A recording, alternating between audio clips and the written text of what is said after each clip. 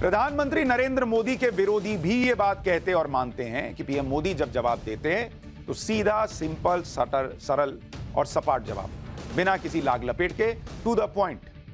बात चाहे राजनीति की हो या फिर देश हित से जुड़े मुद्दे की या फिर देश की सुरक्षा से जुड़ा हुआ मसला, पीएम मोदी एक्शन लेने में देर नहीं करते।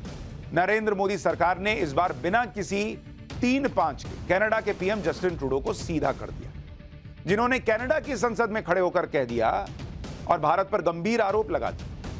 ये आरोप खालिस्तानी आतंकी की मौत से जुड़े हैं। कनाडा के प्रधानमंत्री के आरोप के जवाब में भारत ने जो रिस्पांस दिया है वो देखकर जस्टिन ट्रूडो भी सोच रहे होंगे कि भैया गलती कर दी नरेंद्र मोदी और भारत से पंगा ले। आज आपको यह भी बताऊंगा कि खालिस्तानियों के बेस्ट फ्रेंड बनकर घूम रहे जस्टिन ट्रूडो की खालिस्तानी सोच और घोर मोदी विरोधी अमेरिकी अरबपति जॉर्ज सोरोस के कनेक्शन के बारे में क्या जानकारी है। लेकिन पहले आप यह देखिए कि कनाडा के प्रधानमंत्री जस्टिन ट्रूडो ने भारत पर क्या आरोप लगाया। ट्रूडो ने कनाडा की संसद हाउस ऑफ कॉमन्स में कह दिया कि कनाडा की सुरक्षा एजेंसियां भारत सरकार और कनाडा के नागरिक हरदीप सिंह निज्जर की मौत के बीच कनेक्शन की जांच कर। ट्रूडो ने आगे कहा कि कनाडा के नागरिक की कनाडा में हत्या या किसी देश या विदेशी सरकार की संलिप्तता बर्दाश्त नहीं की जाएगी। यह हमारी संप्रभुता का उल्लंघन है। यह उन मौलिक नियमों के खिलाफ है जिसके तहत खुला और लोकतांत्रिक समाज काम करता है। यानी ये भाई साहब एक खालिस्तानी आतंकी के समर्थन में उतर आए और सीधे इंडिया से लड़ने बैठे। कनेडियन पीएम के इस बयान के बाद कनाडा ने भारत के राजनयिक को कनाडा से भारत वापस भेज दिया। भारत के एक राजनयिक को कि कहा कि तुम इंडिया जाओ। कनाडा के विदेश मंत्री मेलेनी जॉली ने इसकी जानकारी देते हुए कहा कि कार्रवाई के तौर पर हम भारत के वरिष्ठ राजनयिक को निष्कासित कर रहे हैं। हम मामले की तह तक जाएंगे। अगर यह सच साबित होता है तो यह हमारी संप्रभुता और एक दूसरे के साथ पेश आने के बुनियादी नियम का उल्लंघन हो। एक बार कनाडा के विदेश मंत्री को सुनिए, फिर आपको दिखाता हूं कि भारत ने कैसे कायदे से इनको ठीक किया है। We will protect Canada's sovereignty. I've conveyed these principles to my Indian counterparts, and I've also told him that we expect India's full collaboration to make sure that we get to the bottom of this. And as of today, and as a consequence, we've expelled a top Indian diplomat from Canada. इसी बयान में Canada की विदेश मंत्री ये भी कहती सुनाई देती हैं कि अगर इसमें कोई सबूत मिले या जांच में यह पाया गया कि भारत का रोल, अरे भाई जब पाया ही नहीं गया तो तुमने भेज कैसे दिया भारत के राजनयिक को वापस? कैसे तुम्हारे पीएम ने बोल दिया जब जांच पूरी नहीं हुई है? दरअसल यहां तक तो कनाडा फ्रंट फुट पर खेल रहा था। उसको लग रहा था कि भारत इससे दबाव में आ जाएगा। जस्टिन ट्रूडो भी सोच रहे होंगे कि भारत से G20 में हुए अपमान का बदला भी ले लेंगे। ट्रूडो और G20 में उनकी कैसे क्लास लगाई गई थी उसके बारे में आगे बताओ। लेकिन पहले यह देखिए कि कनाडा के एक्शन पर भारत ने क्या रिएक्शन दिया। कनाडा से जैसे ही खबर आई कि भारत के राजनयिक को निष्कासित कर दिया गया है, भारत ने कनाडा के हाई कमिश्नर को फौरन बुलाया। भारत में कनाडा के हाई कमिश्नर हैं कैमरून मैके। भारत के विदेश मंत्रालय ने इनको बुलावा भेजा। सुबह 10:26 पर कैमरून भैया विदेश मंत्रालय के अंदर गए और 4 मिनट बाद गुस्से से तमतमाते हुए 10:30 पर गाड़ी में आके बैठ गए। कनाडा के हाई कमिश्नर बाहर आते हैं और कार का दरवाजा इतनी जोर से बंद करते हैं कि वहां जो पत्रकार था उसका माइक वहां और हाथ दबते दबते बचा। एक बार जरा फुल फ्रेम में तस्वीर दिखाइए। Sir, camera sir, sir, sir, निजन डेथ पे speaking. Call the external affair minister. Sir, you meet the sir.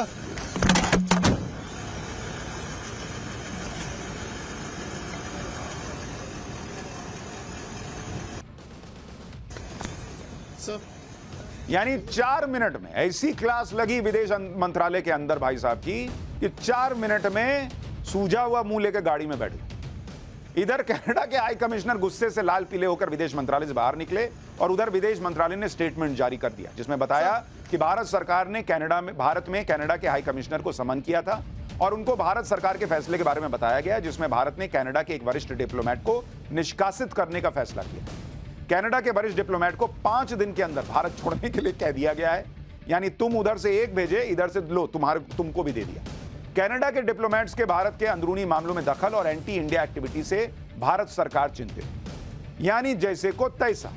तुम तो कह रहे हो कि भारत ने वहां खालिस्तानी को ठोक दिया, यहां तो तुमने जो है कार्रवाई की, उसी में उठा के उल्टा दे दिया कि लो ले जाओ, तुम भी अपना एक उठा के ले जाओ। यानी तुम एक भेजोगे, हम भी एक भेजेंगे। और सबसे बड़ी बात कि ये तो अगर थोड़ी देर के लिए सच भी मान लें कि भारत ने खालिस्तानी आतंकी को कनाडा में घुस के ठोक दिया, तो ये तो सर्जिकल स्ट्राइक जैसा है। जैसे पाकिस्तान में घुस के आतंकियों को ठोका था, वैसे ही कनाडा में घुस के आतंकी को ठोक दिया। कोई बहुत बड़ा धर्मात्मा नहीं था वो आदमी। और ये बात तो खुद ट्रूडो कह रहे हैं कि भैया मोदी सरकार ने घुस के ठोक दिया है। खैर, सच जो भी है, सरकार कह रही है कि हमने ऐसा नहीं किया। जैसे को तैसा का जवाब कनाडा को दे दिया गया है। भारत ने कनाडा के डिप्लोमेट को निकालकर संदेश दिया कि भारत के मामलों में कनाडा का दखल बर्दाश्त नहीं किया जाएगा। भारत ने तेवर दिखाए तो कनाडा के सुर भी बदल गए। कनाडा के पीएम जस्टिन ट्रूडो ने संसद में भारत के खिलाफ बड़ी बातें अपनी संसद में भारत के खिलाफ बड़ी बातें कर रहे थे। अब वो हालात सामान्य करने की बातें करने लगे। रॉयटर्स के मुताबिक ट्रूडो ने अब कह दिया है कि कनाडा भारत को उकसाने की कोशिश नहीं कर रहा है। कनाडा चाहता है कि भारत इस मामले को गंभीरता से ले, बस कनाडा मामले को और खराब नहीं करना चाहता। यानी बाई ने तुरंत बैकफुट ले लिया। उसको समझ में आ गया ये तो ठोकने पर आ गए।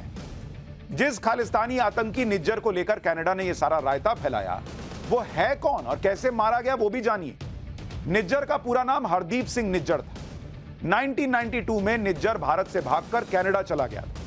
हरदीप सिंह निज्जर नकली पासपोर्ट के जरिए, जिसके लिए ये ट्रूडो आंसू बहा रहा है, ये भाई साहब निज्जर खालिस्तानी आतंकी ये नकली पासपोर्ट लेके कनाडा में घुसा था। निज्जर ने कनाडा में खुद को शरणार्थी बताया। उसका शरणार्थी का दावा भी खारिज हो गया।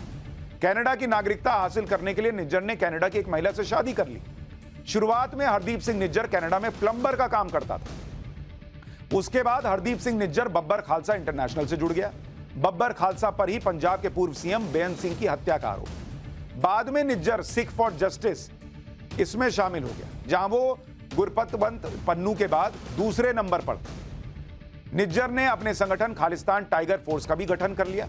खालिस्तान के लिए लोगों को भड़काता था, फंडिंग करता था, ट्रेनिंग देने का काम निज्जर का था। पंजाब में युवाओं को भड़काना और ट्रेनिंग देना इसकी जिम्मेदारी थी। इंडियन हाई कमीशन के बाहर प्रदर्शन की प्लानिंग करता था। निज्जर का नाम एनआईए की मोस्ट वांटेड लिस्ट में शामिल था। 2016 में इंटरपोल ने निज्जर के खिलाफ रेड कॉर्नर नोटिस जारी कर रखा था और एनआईए ने निज्जर पर 2022 में 10 लाख रुपए का इनाम घोषित किया। ऐसा टेररिस्ट था यह आदमी जो मर गया और इसके लिए कनाडा लड़ने आ रहा है इंडिया से। खालिस्तानी हरदीप सिंह निज्जर की इसी साल हत्या हो गई। कनाडा के ब्रिटिश कोलंबिया इलाके में गुरुद्वारे की पार्किंग के पास हरदीप सिंह निज्जर की हत्या हुई। बाइक पर सवार 2 नकाबपोश हमलावरों ने निज्जर को गोली मार दी थी, जिसके बाद निज्जर की मौत हो गई।